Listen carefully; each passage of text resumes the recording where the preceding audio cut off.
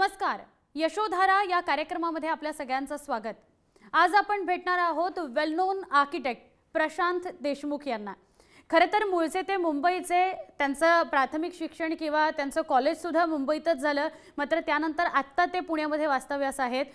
फक्त मुंबई, पुणे किंवा गुजरातमधलं दमण या ठिकाणी त्यांचं कार्यक्षेत्र नाही, तर ते परदेशात सुद्धा पसरलेलं आहे आणि या सगळ्याविषयी आज आपण जाणून घेणार आहोत. प्रशांत सर, स्वागत. नमस्कार. मी तुमच्याविषयी जाणून घेत होते तेव्हा मला खूप इंटरेस्टिंग गोष्टी समोर आल्या. एकतर मुळात तुम्ही मुंबईचे आणि सुरुवात तुमची शाळेमधली जी झाली तेव्हा सुद्धा शाळेमध्ये तुम्हाला खूप व्यक्ती भेटले आणि खूप गोष्टी त्यांच्या बरोबर तुम्हाला शेअर करता आल्या, तर आम्हाला त्याविषयी सांगा. हो, मी नेहमी म्हणतो की हा एक योग आहे मोठे मोठे व्यक्तींचा आपल्याला सहवास लाभणं. आणि माझं बालपण, मी जन्मलो वरळीला आणि माझं बालपण सगळं साने गुरुजी विद्यालय शिवाजी पार्क दादर येतं गेलं. साने गुरुजी विद्यालय, प्रकाशभाई मोडेकर हे साने गुरुजींचे शिष्य असल्यामुळे फार मोठे मोठे लोक आमच्या शाळेमध्ये येत असत आणि त्यामुळे अगदी लहानपणापासूनच आचार्य अत्रे, सेनापती बापट, स्वातंत्र्यवीर सावरकर ह्या सगळ्यांच्या बरोबर म्हणजे सहवास लाभला. त्यांना जवळून पाहायला मिळालं. त्यांच्या अंत्यदर्शनाला सुद्धा त्यांचे अंत्यदर्शन आमच्या शाळेतच ठेवल्यामुळे आम्ही त्यांच्या जवळच होतो आणि संपूर्ण तो जो सोहळा आहे, सोहळाच म्हणायला पाहिजे, तो सुद्धा मी पाहिला आणि त्याचा जो एक इम्पॅक्ट झाला तो संपूर्ण जीवनावर झाला असं मला वाटतं. म्हणजे आचार्य अत्रेंचं लिखाण असेल, त्यांच्यामुळे सुधारलेलं माझं अक्षर असेल, अशा ज्या काही गोष्टी आहेत ज्या त्या प्रेरणेतून घडत गेल्या.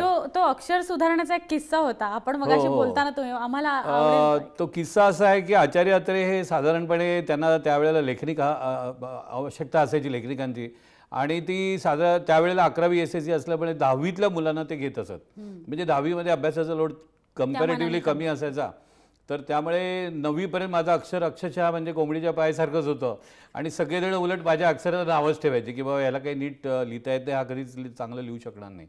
परंतु 9वीनंतर एक मनात ठरवलं की ह्या एवढ्या मोठ्या व्यक्तीच्या, कारण त्यावेळेला आचार्य अत्रेंचे लेख आणि कविता हे आमच्या पाठ्यपुस्तकांमध्ये होत्या आणि ती व्यक्ती एवढ्या जवळून आपल्याला बघायला मिळेल, त्यांच्याबरोबर काम करायला मिळेल, या एका प्रेरणेतून मी जे सुटीचे 2 महिने असतात त्या 2 महिन्यामध्ये भरपूर मेहनत घेऊन अगदी अक्षर सुंदर केलं.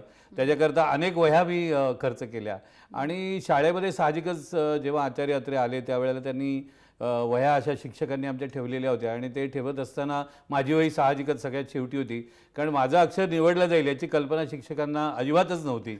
आणि प्रत्यक्ष मात्र अशा 3 वह्या ज्या निवडल्या गेल्या त्यात माझा नंबर लागला जरी नसला तरी शेवटी 4थी वही निवडताना त्यांनी माझी वही पाहिली आणि मला म्हणाले तू लगेचच माझ्याकडे ये. त्यावेळेला ते शिवाजी पार्कमध्ये राहत असत आणि नंतर ते वरळीला ज्यावेळेला मराठा सुरू झाला तेव्हा तिथे गेले. इतकी सारी वर्ष मी त्यांच्याबरोबर, म्हणजे जवळजवळ SSC झाल्यानंतरही काही दिवस हे मी त्यांच्याबरोबर घालवले आणि त्यांच्याकडून खूप प्रेरणा मिळाली. म्हणजे एकतर त्यांचं मराठीवर असलेलं प्रभुत्व आणि मराठी भाषेबरोबरच, म्हणजे मराठी भाषा किती सजवून लिहिता येते.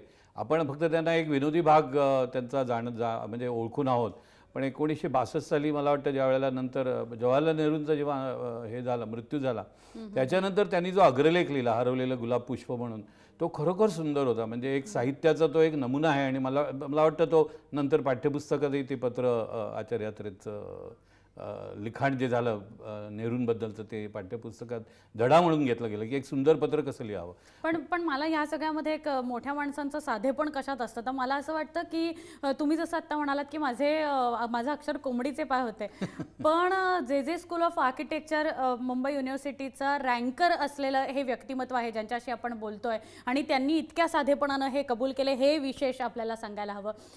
मुळात आता म्हणजे ते तुमचं बालपण झालं, पण त्याच्यानंतर प्रोफेशन किंवा आपल्याला प्रोफेशनल कोर्स जर करायचा तर आर्किटेक्टच व्हायचं. त्यामध्ये असं आहे की माझे दोन्ही भाऊ, मोठे भाऊ जे आहेत ते इंजिनिअरिंगला होते आणि साहजिकच माझे सगळेच विषय चांगले होते. भाषेवरती चांगलं प्रभुत्व होतं, सगळ्या भाषा विषयांमध्ये मला चांगले मार्क मिळायचे, पण त्याचबरोबर गणित आणि सायन्स या दोन्ही विषयात होते.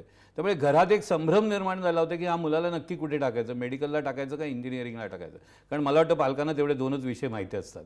आणि त्या दृष्टीने मग मी रुईया कॉलेजमध्ये, अगदी स्कॉलर बॅचमध्ये रुईया कॉलेजमध्ये दाखल झालो. परंतु आणि पहिल्या वर्षी खरं म्हणजे चांगलेही मार्क मला मिळालेले होते, भरपूर चांगले मार्क मला मिळाले. परंतु नंतर माझा एक मित्र मला भेटला आणि त्यांनी सांगितलं की तुला चित्रकलेची सुद्धा आवड आहे आणि चित्रकलेची आवड अधिक गणित आणि शास्त्र ह्या दोन्हीचा मिलाप असलेले कोर्स खरं म्हणजे आहे आणि त्याला भरपूर स्कोप आहे. आणि हे झाल्यानंतर मी गपचूप जे कॉलेज ऑफ आर्किटेक्चरमध्ये जाऊन त्यांची ती एंट्रन्स एक्झाम वगैरे दिली आणि त्याच्यामध्ये साहजिकच माझी निवड झाली आणि मग मी JJला दाखल झालो. JJला दाखल झाल्यानंतर मग मी वडिलांना सांगितलं की मी आता सायन्स, इंजिनिअरिंग किंवा मेडिकल सोडून आर्किटेक्चरला जाणार आहे. सो अशा रीतीने मी ॲक्च्युली आर्किटेक्चरला गेलो आणि असं लोकांचं होऊ नये म्हणून सध्या मी सगळ्या पालकांना जे माझ्याकडे येतात की ह्या शाखेला स्कोप आहे का, ह्या सगळ्यांना मी माझ्या संपूर्ण शाखेची पूर्ण माहिती देतो, प्रेरणा देतो त्यांना. आणि त्या मुलांना जर खरोखर अशी आवड असेल की ज्यांचं ड्रॉइंगही चांगलं आहे आणि सायन्स आणि गणितही चांगलं आहे, त्यांनी माझ्या दृष्टीने आर्किटेक्चरलाच जायला पाहिजे.